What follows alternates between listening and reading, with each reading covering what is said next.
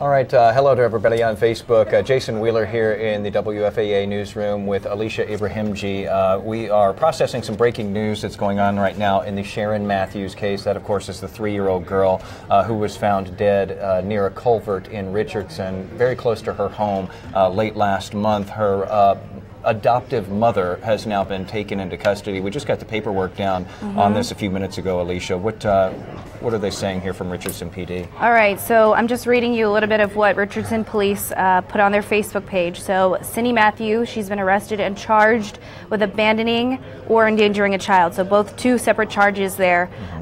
So detectives have determined that her and her husband, the day that Sharon Mathews went missing, left her child, Sharon, at home, and they went to dinner in North Garland at a restaurant and left her there. And you know what's particularly painful about this, of course, the husband, Wesley, has been incarcerated for some time now in the case for felony injury to a child.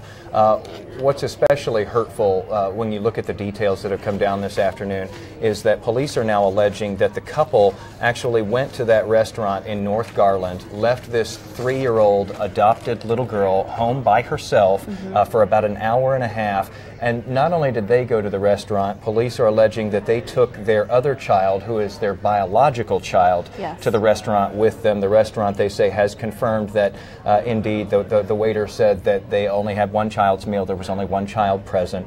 They say that they were able to track both parents' cell phones to that restaurant. And so the way that police are painting the picture here is that they were for reasons unknown, upset with the child, the adopted child, Sharon Mathews, left her home alone and took off with their biological child to go have dinner, leaving her by herself. Right, and this just comes at an interesting time because just 3 days ago on Monday, Sini Mathews and Wesley Mathews were supposed to appear in court to get custody of the biological child. For those of you who aren't familiar, the biological child has been in foster care for four weeks now. Ever since this case came top of mind, they took the child. CPS took the child out of the home, and she's been in foster care. And the state is sort of advising that okay, now is a good time. She can leave foster care and go live with relatives in Houston. And they're supposed to go back to court November 29th, so it's going to be interesting to see what happens with that now. Does she stay in foster care? Does she go to live with the family? But now that these new charges are brought to Sini and she is in police custody, I guess we're just going to have to wait and see how this unfolds. A lot of people have been following this very closely. If you haven't followed it as closely, though, you should know that the call came in to Richardson Police on October the 7th, and it was about 8:12 in the morning. They say that they got a call saying that this little girl had gone missing. Sharon Mathews had gone missing. Responding officers contacted the dad. They say he initially told them that he had last seen the 3-year-old at 3:15 in the morning when he placed her near a tree outside his yard. During a lengthy investigation, though, it took about 3 weeks, or 2 weeks rather, Sharon's body was found near that culvert, near the family's home there. Now, again, initially he had said he had put her out there in the early morning hours because she had failed to drink her milk. The story later changed to where police say that the father told them that at some point he actually tried to help her drink the milk and that she had apparently passed away. And so that story changed. And another interesting twist this afternoon, it appears that the husband has brought the wife into this now. Now, Alicia, you've been following this pretty closely from the legal end. Both of them have secured attorneys for themselves. They didn't get the same attorney. Right, yeah, and that's interesting, and I'm not sure, I can't speak to that if that's common practice or not, but so this court date that they were supposed to have on Monday was postponed until Monday because Wesley Mathews had to hire a civil attorney. So he's got his criminal attorney and he needed a civil attorney for the adoption process matter.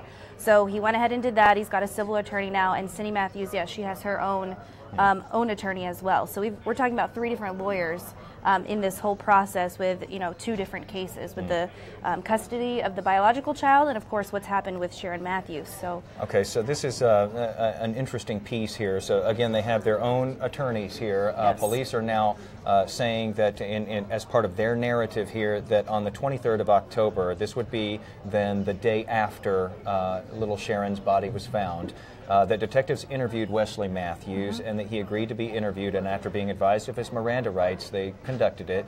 They say that he confirmed that he and his wife left Sharon Mathews at home alone while the rest of the family went to eat dinner at a restaurant. Wesley Mathews told detectives that Sharon Mathews, I'm reading the police department's words here, Wesley Mathews told detectives that Sharon Mathews was refusing to drink her milk and he grew impatient. He said that he decided to leave Sharon Mathews at the family's residence and go for dinner. He told detectives that he and Sini, the wife, told her to come with him and their biological daughter, and that she voluntarily complied without being coerced or threatened, leaving Sharon Mathews home alone in the kitchen of the house for approximately an hour and a half. They say that when the family returned home, Sharon Mathews was still in the kitchen. Again, that is the account that police say they got from Wesley Mathews the day after Sharon's body was found. And so we're on Facebook Live here, so I hope you'll leave your questions, and we'll try to get to them if we can answer any of those questions. We've got crews out in the field. Jobin, of course, has been following along with this case. Who else do we have out there right now? We also have, I believe, Rebecca Lopez headed out that way, and perhaps one other crew. I just reached out to Jobin a moment ago, and as you would imagine right now with this news just coming down in the last little bit here, he is in an interview right now. We are also expecting possibly to hear from Richardson Police here in the next little bit. I do want to share this with you. I know this is kind of rudimentary. And I don't know, I guess we can't really zoom down on this, but we have gotten we do have a mugshot. We have gotten this picture of Sini Mathews. Do we have that? Okay, there we go. We do have that. This is her mugshot. That's the mugshot there of Sini Mathews as she was taken into custody. She is in the Richardson City Jail at this point. And again, she is charged with abandoning or endangering a child. That is a state jail felony, and so a very serious charge there. Her husband also facing a charge of felony injury to a child. Okay. I do want to point this out, and then we're going to have Rebecca. Rebecca, why don't you join us now? Oh, yeah, come on in. And let us know what have you found out so far. Hold on, let me let you share my mic here. So basically, this is what you call a state jail felony. It's a child abandonment. So, let me put this on right. So, a state jail felony is a child abandonment is a state jail felony charge, which basically means up to a year in jail or a $10,000 fine if she in fact is found guilty. And so, right now the process would be that she has to turn herself in, and then from there she's processed through the jail. And right now she'll be in Richardson. She has a right to an attorney and right to invoke her Fifth Amendment, and then eventually she will be processed out of the Richardson jail and brought over to Dallas County, where she will stand trial unless she bonds out. And these state jail felony is going to be a fairly low bond. It's not going to be a high bond. Although if she is a flight risk and they think that she's a flight risk, which there's some indication that she might be, then they can set a no bond and not let her out. You know, we were talking about this earlier, and I hate to put you on the spot, Rebecca, but you cover so many of these cases, obviously being a crime reporter here and have been for years. Have you seen before where we have these families where we've got the mother and the father, the husband and the wife, and something happens, and we see them lawyer up with different attorneys as the case proceeds forward? Because that's the case here. Is that unusual? We were trying to figure that out, and just off the top of our heads, we haven't covered enough of these. Yeah, no, it wouldn't be unusual to have separate lawyers, because the chances are there probably are trying to get one to testify against the other. And so it would not be unusual. And some of them, if they don't have the money, it would be a court-appointed lawyer anyway, and it might be someone that, so it would be somebody different, depending on who is up.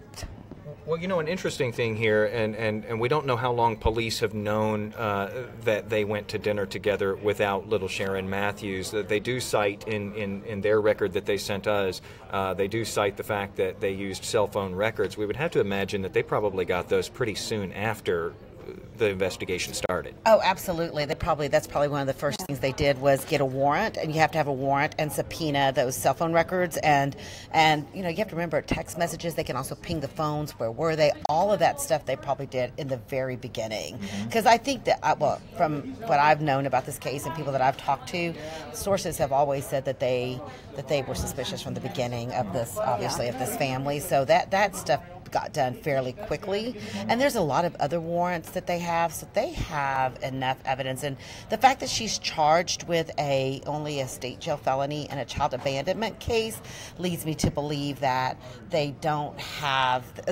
believe that she was physically involved in the death of this little girl. And it looks like Richardson PD has a presser right now, so are we going to go to that? We're going to toss to that, and then we will be back after the presser and just answer some more questions. There's a ton in Facebook Live right now. And leave abandonment, So more on the endangerment side of it? Yes, more on the endangerment side. What brought you to that charge? This happened actually on Friday before Sharon was actually reported missing. That Friday, the Mathews family went out to dinner and they failed to take Sharon with them. It was stemming from what we've been told was the milk incident where they weren't able to get her to take the milk at that point in time. And so as part of that, they left her behind and they went to the restaurant without her. Do you know if there were any other adults at the home at the time? No. At the time that they left, she was not under the care of any other adult or any other person. She was left home alone by herself, and it was for that reason that you see this particular charge. So this isn't related to her death? No, it's not necessarily related to her death. It's related to the care that she was being given while in that home. Because this is Wesley Mathews' word. He's the one who's saying that she was alive when they got back? Yes, that is correct. It was Wesley that was telling us she was okay when she got back. And at what point was that interview where he gave you guys this information? We've conducted several interviews with Wesley. Obviously the first night, or first day when they reported her missing, and then we had some additional interviews with him later on when he actually came back here with his attorney, and we spoke to him additionally that day. Which restaurant did they go to, do you know? I don't know for sure which one it was. It wasn't too far from here. We were able to determine that through some of the evidence that we got back, that they did in fact go to a restaurant that night. Yeah. In the city of Richardson? No, I believe it was over in, I want to say Garland, but I'm not positive on the exact location of the restaurant. The affidavit, I think, said North Garland. That would be correct then, no yes. Yeah. Yes. Did Are we Sini still Mathews waiting on say someone? anything about? I don't know. I think we're waiting on right here. Oh, no, we already got there. Yeah, we're okay. Let's go. Are we? Telemuto's with us, so. What's that? Okay, you guys are good? Okay. So can we talk a little bit about where this is in the big investigation, because this is not related to the death? Right. This investigation has kind of been going on for a period of time now, where we have submitted a lot of stuff as evidence and for analysis.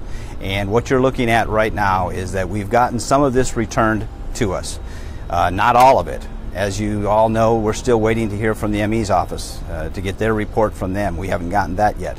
There's some other information and some other pieces of equipment that we've set off for analysis at other labs and stuff, and we haven't gotten that returned yet.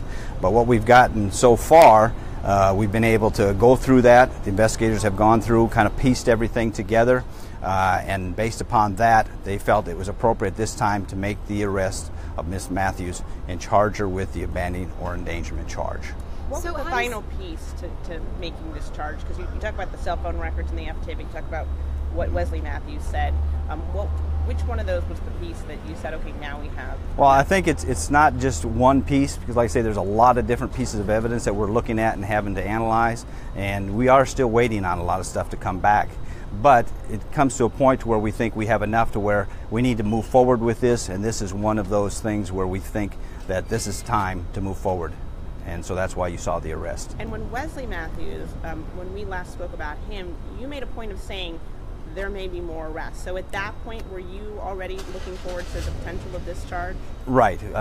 From the point that we actually had Wesley in custody, we knew there was other stuff we had to look at, statements and stuff like that we were going to have to verify. And it takes time for the investigators to put everything together. So they've been working on all that, going through everything that they have, sorting through it, and based upon that, that's why you see the arrest being made today, is they felt the time has come for that arrest to be made. Sini Mathews turned herself in today. What was her demeanor? What has she said today? Well, she was very cooperative. Obviously, she came in with her attorney. We worked through her attorney.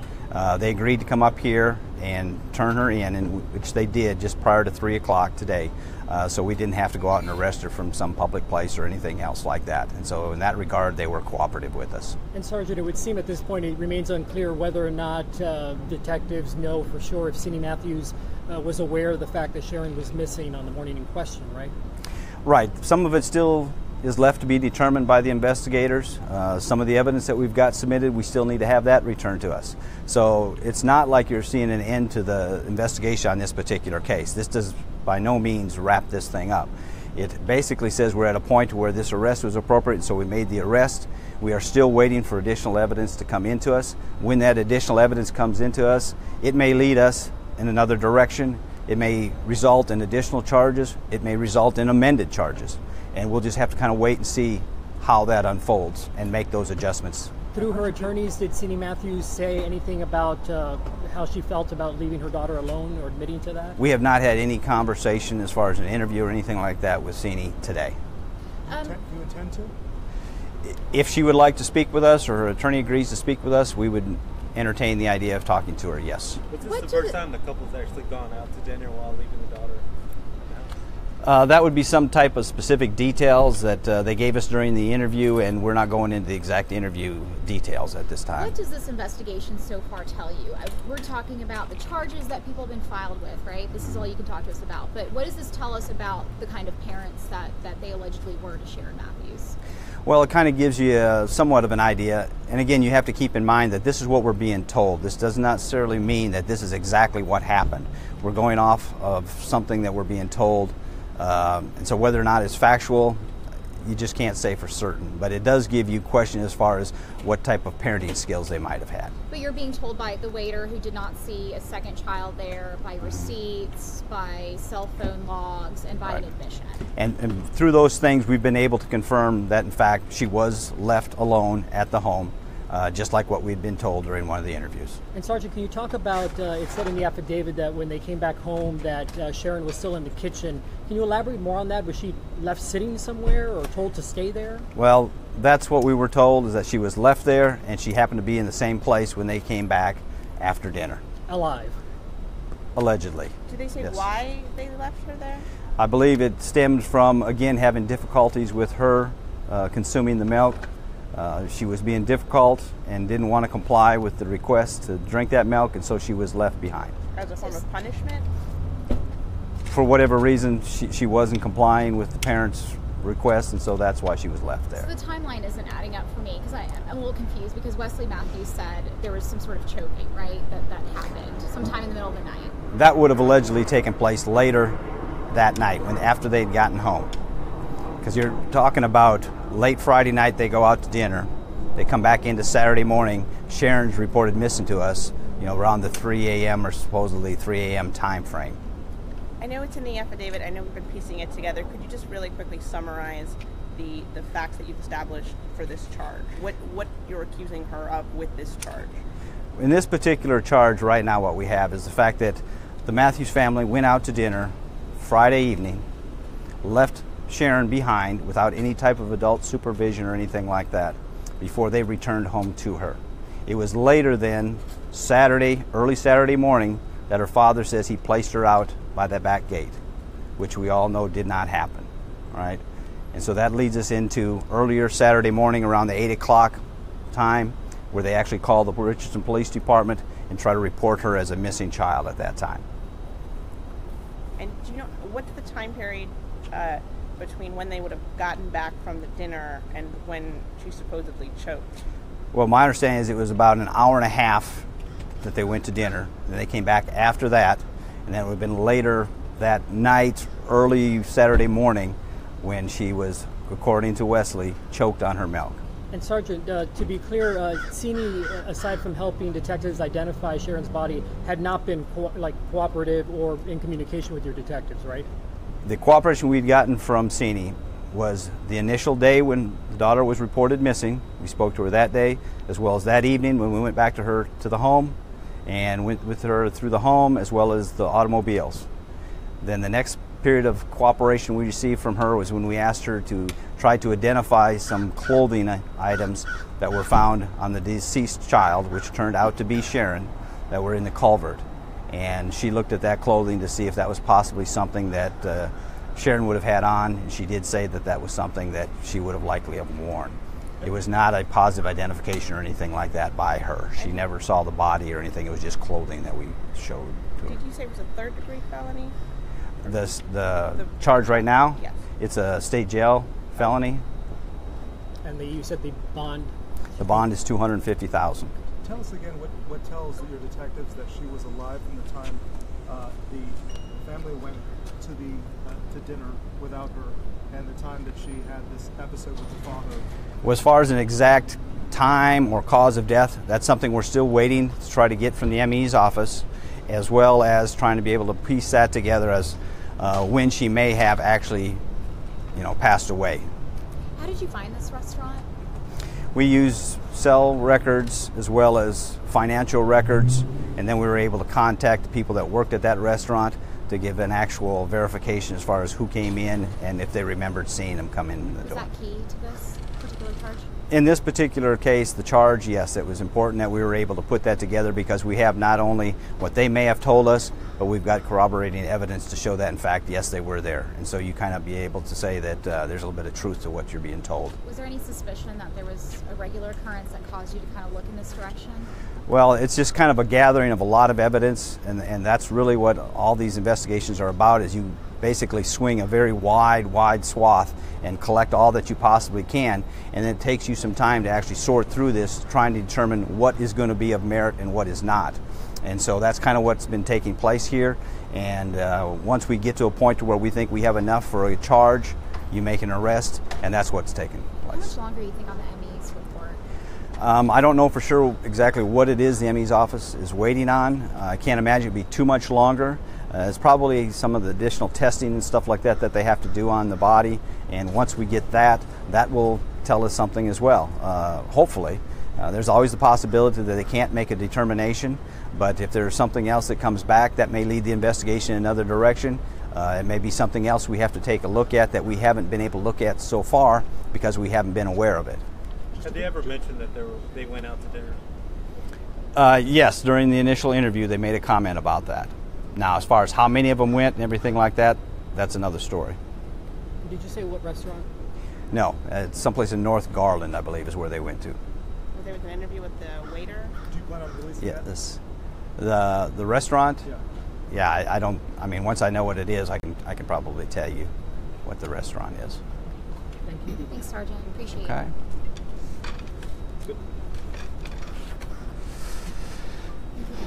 Okay, guys. I don't know whose property is what here, I honestly so. don't know either. I'm going to leave it to. I'm just gonna get mine. Okay. Thank you, Sarge. Mm-hmm. Y'all hold. All right, so we've been listening to a live update coming to us there from the Richardson Police Department this afternoon. Again, just to recap in case you are joining us late here, Sini Mathews, the adoptive mother of 3-year-old Sharon Mathews, has been arrested and charged with abandoning or endangering a child. Her husband, Wesley Mathews, is already in custody for felony injury to a child. And we've been listening to Richardson Police really kind of go through the timeline here and all of the twists and the turns that have led them to arrest the mother and jail her today in the Richardson City Jail. Did anything stand out to you there in listening to the police department speak about this, Rebecca? Well, just, the fact that they were pinging the phone. So they have been suspicious, obviously, of mom and the dad, as we, have learned throughout the process. But the fact that... they've charged her with child abandonment. The $250,000 bond is a pretty high bond for that type of crime. So I am, having covered police for more than 30 years, I believe that they felt she might be a flight risk, and this might have been the reason that they set the bond the way they did, and they went ahead and made this arrest. They don't want her to leave the country, so I suspect that they've probably already also taken her passport so that she cannot leave. She's charged. She's under, they'll probably take it to a grand jury, get an indictment, but at least she's been arrested and she's been charged by the Richardson Police Department. So all of that leads me to believe that they are also still investigating and looking to see if they can at some point add extra charges if in fact they believe that she might have been also involved in the death of this little girl, because they can come back and add more charges. And it sounds like Wesley Mathews, the husband, has been fairly talkative here all along, but according to police, he just keeps on changing the story, and so you get the goalposts that are moving in all directions here. They do say that Sini Mathews, the mother, has not spoken at this point. They would certainly like to hear from her if she is willing to talk to police. But, Alicia, we were talking about this earlier as we started this. A lot of us have tried to think through those last days, those last moments of this little girl, and it goes beyond that. It's this little girl was failed many steps along the way. She originally came from India. We talked about this, and according to the latest story that's given by the father, at least as recounted by police, she was refusing to drink her milk. She was in the kitchen on that night, and he grew impatient, and they decided to leave her there alone and take their other child, their 4-year-old child, to dinner and leave her there alone. They left her there for approximately 90 minutes, they say, and that they came back and she was still in the kitchen. Anybody who's had 3-year-olds, when you leave the kid home alone, especially for 90 minutes, and they're going to be in exactly the same spot. That's not gonna you heard a couple of reporters there in the news conference ask, was she alive when they got back? And you heard him very pointedly say back, allegedly. A lot of that is still trying to be determined by the medical examiner. But Alicia, you went all the way to India to sort of retrace the steps of this beautiful little child, and she was failed. Yeah, she was. And that, that's the headline of our story from our travels in India. Jobin came with me as well, and our photographer Brandon, and we took a picture of Sharon around everywhere we went and kind of showed people in the village where she was from if they were aware of who this little girl was and her background and her time that she lived in India, and everybody knew her and they could recall her smile and just her spirit. In fact, the lady who ran the adoption agency where Sharon was staying said she had no developmental issues. The only abnormal thing that she noticed was that one of her eyes, she had like a cross eye or something, a lazy eye, and you can see that in her pictures. But as far as drinking her milk or eating food, she had no issues. Which makes you wonder, did the issues start when she moved here? Well, and I will say, having covered child abuse cases for years, that the number one reason that children are abused or murdered is over potty training, over some sort of discipline like this. I have seen some really, really bad cases of extreme child abuse based on some of that stuff where the parents are frustrated with the child, and that's how they end up abused or dead. If you have trouble with your kid like that and you're about to go through the roof, for God's sake, pick up a phone and call somebody. Get some help. Call a friend. Call a family member. Call authorities. Better than, the poor kid going through such a terrible thing like this. It's heartbreaking. And we did you? I've got to run because did you need to ask me one more? No. We just yanked you in because we saw you passing by, and Rebecca covers crime here, so we had to pick your brain on this a little bit because again, all of these developments just coming down this afternoon. So go do what you need to do for the 5 and 6. But thank you. I want to touch a little bit more on what we were talking about there, Alicia, as we were listening to police give that update this afternoon. Yeah. You were talking about this poor little girl. Was obviously having some kind of an issue where they were not happy with the way that she was drinking or not drinking her milk, and you talked about how this little girl had a really tough time when she got here because she wasn't anything like them, really. Exactly. So Sharon Mathews her dialect was Hindi. That was her native tongue. Now it's kind of like, I don't know, English and Spanish. They're two completely different languages. Because they spoke a totally different dialect. So they spoke, and they speak Malayalam, which is a South Indian dialect. Hindi is, the native language of all of India, basically. So, there's already going to be developmental issues in just trying to learn the new language, right? She had been here in the States for a year and a half. I don't know about you, but I've taken 6 years of French in school, and I still don't know it fluently. So at a year and a half, I don't know that maybe she'd be, completely fluent in learning that. And even English, put the South Indian dialect aside, but English. Okay, and then, let's bring up the food issue. When we travel to India, and when I've traveled to India before, I always kind of get a little bit of a tummy ache because I'm not used to it. Think about how this young child felt. 3 years old and trying to get adjusted to American food, just American culture. The whole thing. And then, of course, she's got a sister, right? So then just getting along with her sister and then realizing, okay, this is my new mom and this is my new dad. when you're that age, you know, your brain is like a sponge, so you're absorbing everything, of course, but still you're going to have trouble just operating on a day-to-day basis. And if you don't have any help, you know, acclimating that child, then it's going to be tough. But isn't it galling, too, when you think about, at least the appearance of it here, that you've got this second-class family member? You know, anyone who knows, if you foster kids, certainly if you adopt kids, you treat that kid like they came from you. You treat that kid like they have your DNA in them, or you don't bother taking them on in the first place. So the specter of a couple taking their biological daughter and leaving the other daughter, who is almost the same age, home alone, and we're leaving you, goodbye, you stay here in the kitchen while we go and enjoy a meal together for 90 minutes.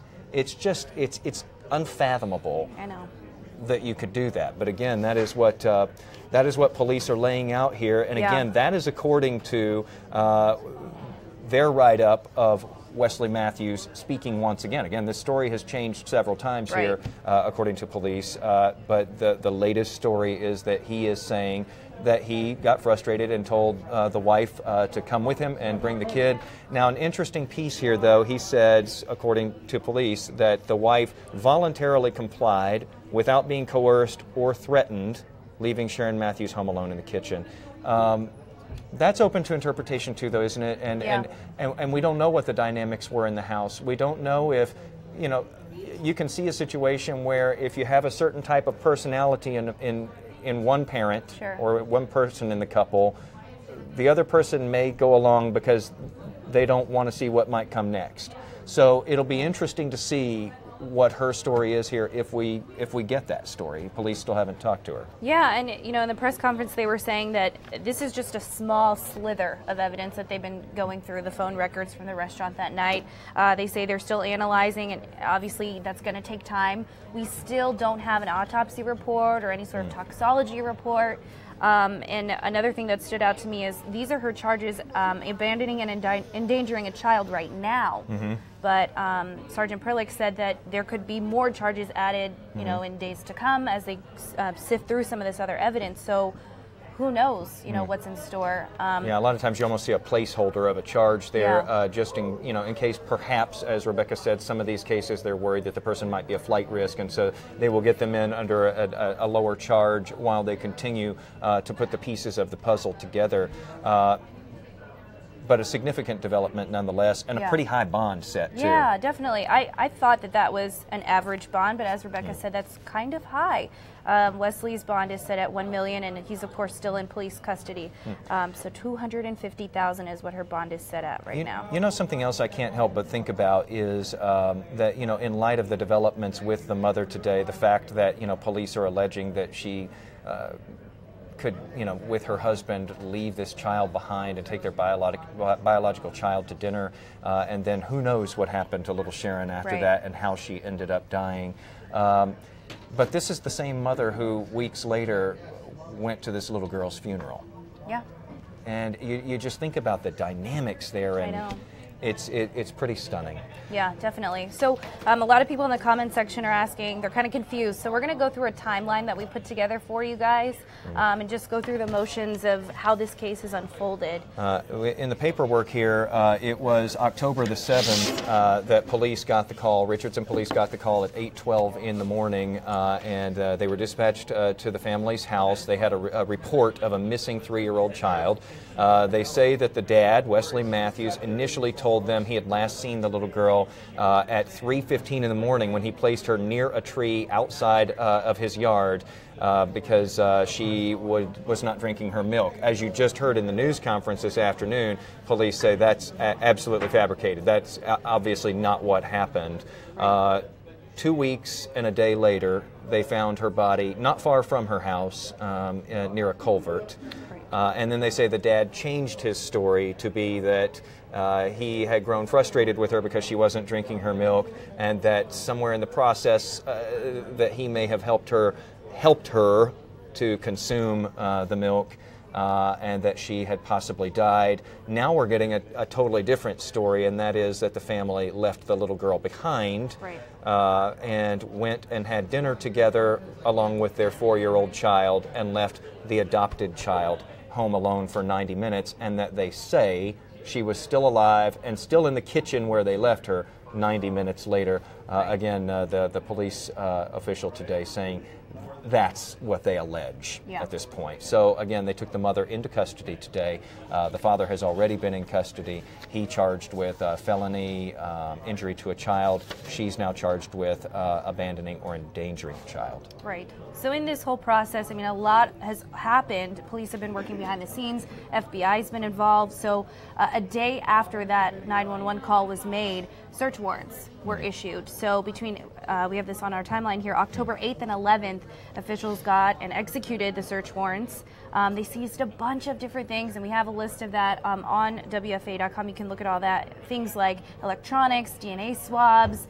They were looking at the washer and dryer because we found some information out that Wesley was doing household chores, he said. So this after the girl would have been missing, technically. Right. Yeah. So that was Wesley's story, so that's what police were going by and, you know, really trying to dig through anything in the house that they could find. And then the SUV became an issue. Yes, yes. So questions over the family SUV.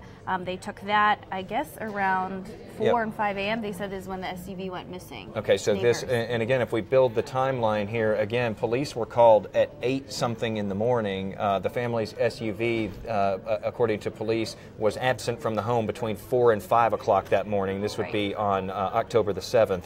And so there's some real time discrepancies there. And again, that was the original story the dad was telling, is that everything happened that morning, and then the story sort of morphed from there. Yeah, it's really been interesting in this particular case, just the community banding together. We had drones looking for Sharon Mathews' body with police. I mean, a lot of different departments were involved in this, a lot of hands touching this. But I know there's several Facebook groups, Justice for Sharon Mathews, Love for Sharon Mathews, with thousands of people in there just genuinely interested. Yeah, we should mention, too, that before folks were looking for her body, they were looking for her and holding out hope. I mean, it was really hoping against hope because all signs pointed to something really terrible happening. But so many people wanted to just hold on to that little thread of hope that this little girl was alive and out there somewhere, maybe lost. And people were out searching. They were spending their time searching. And you know, we see this outpouring in the comments section here as we do this, this live coverage here on Facebook. People really developed such an affinity for this little girl, sweet little girl, and they really hoped for the best with this little girl, and certainly that's not what happened. Yeah, definitely. So we talked about the child's body, Sharon's body, being found on at 11 a.m. October 22nd, just going through some of these bullet points here in this timeline, and then like we said, with the community outpour, I mean, vigils, and people were laying teddy bears and balloons and flowers near the culvert where she was found, just to, you know, pay tribute to her. People that didn't even know her, you know, people that didn't even know the family. This obviously case really spoke to them, so it was really interesting to see just kind of all that outpour. It's not hard to fall in love with a 3-year-old little kid who you know had a really bad shake in life, and as we've talked about, was failed every step of the way. You just wanted to pull for the best for her, and of course we got the worst possible outcome. Meantime, you know, we've been covering their other child as well. They have the 4-year-old child, again, that police allege they went to dinner with that night when they left little Sharon Mathews home alone last night, that they say they saw her alive. And that 4-year-old has been the subject of some court hearings because the 4-year-old is now in foster care through CPS, and there was a hearing as to whether the parents, or the mother rather, because the dad has been in jail, whether the mother should retain custody. And that was going to be revisited once again at the end of this month, November 29th, I believe. But certainly today's developments will throw all of that into question. Yeah, definitely. So we said Monday they went to court, just this past Monday, and I believe November 29th, you said, is when they go back again. So we don't know what's going to happen. We don't know if what's going to happen to that biological child? Yeah, well, and I think a lot of this also hinges on the fact that, as we heard from the police spokesperson there just a little while ago, we don't have the cause of death in this case yet, and that is going to be a key part of this, and hopefully it will be something conclusive. You can have sort of an inconclusive result, but if it's something conclusive, that is really going to be a huge milestone in this investigation, because that's when we're really likely to see what direction this all takes. And they are still awaiting those results, and they just take time. Yeah, definitely. A lot of people in the comment section, I know you guys are trying to keep up. We've been having this conversation for quite some time now, but we've gotten breaking news that Sini Mathews, Sharon Mathews' adoptive mother, is now in police custody. We have a link on this Facebook post where you can read everything that we've been talking about here and then see previous stories that we've done, because we have been on the story since the beginning, since we found out she was missing and that first Amber Alert was issued. So definitely read up if you're missing some things. We've got it all listed for you on WFAA.com. So I want to ask you something else real quickly, because you went with Jobin Paniker over to India recently to sort of retrace little Sharon's steps before she was brought to the United States. And part of what you all reported on, and this is germane because of what we're seeing today, part of what you all reported on was the fact that they have some concerns now about other kids who might be adopted and taken away to the United States just because of what happened with this little girl. It certainly isn't going to allay any of their concerns when they hear a detail like this little child was left home alone while the rest of the family, the biological family unit, left her behind and went and had dinner together. That's not going to help matters. Absolutely not. I mean, just when we were there, we were talking to lawmakers. We talked to the former chief minister of Bihar, which is the state in which Sharon was living in. And we just kind of asked him, because he does a lot of work with children and education, and he's actually going to legislation very soon here to talk about this case and find out, what needs to be done with the adoption process. Of course, he was disgusted, along with Sharon Mathews' former caretaker, disgusted across the board. They had very different opinions on what we should do or what they should do, but I feel like the blanket statement from both of them was, we need to stop this. And if we're not going to take that extreme step as to stop international adoptions from India to America altogether, we need some serious parameters set up. One of the people that we talked to, he was a social worker, he said, you know what, why don't we set up this program where if you're interested in adopting a child, you come over for 6 months to a year and live in India, see the conditions that your to-be child has lived in. Wow, because it's a different world. It's a completely different world. I mean, no pun intended. You're going halfway across the world, new culture, new food, money's different. I mean, everything is different. Weather's different, so many different things. And those factors need to be considered. And while that is an interesting suggestion, is that really feasible for our lifestyle, their lifestyle? I don't know. I want to ask you this: when you were there and you're sort of retracing these steps, did you just think, regardless of how hard she might have had it when she was in India, it probably would have ended up so much better for her just to never have left? Definitely. Did you feel like you were just kind of walking in her steps and thinking that? Yeah, definitely. I mean, the thing about it is, where we were, the village that we were in, these residents have nothing. I mean, literally nothing. The bare bones to get by. But yet somehow they still have everything. They're still happy. Smiles on their faces. Yes. And like I was saying earlier, with people that knew her and remember seeing her face, everybody just kept saying she had such a big smile and her personality was so big and bold. And, it's heartbreaking to hear that, and then to see and hear about what's happened to her now. Of course. I mean, you can't help but wonder that. Would she have been better off, in India, in this village, living the life that, she could have lived? I don't know. And it is sad, too, because it does tarnish a program. There are so many loving people over here who can provide extraordinarily wonderful homes to these kids. And you would hate for everybody to be tarnished because of what happened with one little girl. But the fact of the matter is this has gotten a lot of attention here locally and in this country and all the way across the world as well. Yeah, definitely. All right, let's reset for people who are just now joining us. We're coming up on 4:10 in the afternoon right now. We've been covering this probably going on for about 30 minutes now. Breaking news this afternoon, the Richardson Police Department announcing that they have arrested and charged Sini Mathews with abandoning or endangering a child. Her husband, Wesley Mathews, is already in custody for felony injury to a child. This all has to do with the Sharon Mathews case, the little 3-year-old adopted girl from India who was reported missing on October the 7th of this year, and 15 days later, her body was found near a culvert in Richardson, not far from the family home. According to police, the dad has changed his story on a couple of occasions as to what exactly happened with little Sharon Mathews. And again, the big news development today, though, is that the mother has also been taken into custody and charged this afternoon. And that police are detailing that the couple went to dinner on the night of, I believe, October 6th. They went to dinner together in North Garland, you know, some distance from their home in Richardson, and they took their biological 4-year-old daughter with them and left 3-year-old Sharon Mathews home alone for about 90 minutes. Again, we don't know when she died exactly or how she died exactly. Those questions are yet to be answered. Our coverage continues on the 4 p.m. news, which is underway right now. And of course, we're going to have as many details as possible for you coming up at 5 and 6, and of course 10 o'clock tonight as well.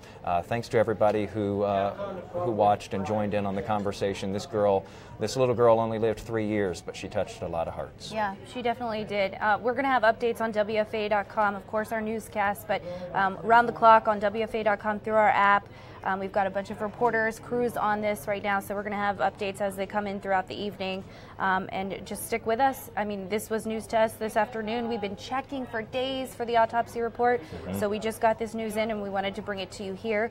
I'll go back through some of these Facebook comments once we wrap and try to answer any other questions that we didn't get to. But yeah, thank you guys for watching. Another tough development in a heartbreaking case. Thanks for being with us.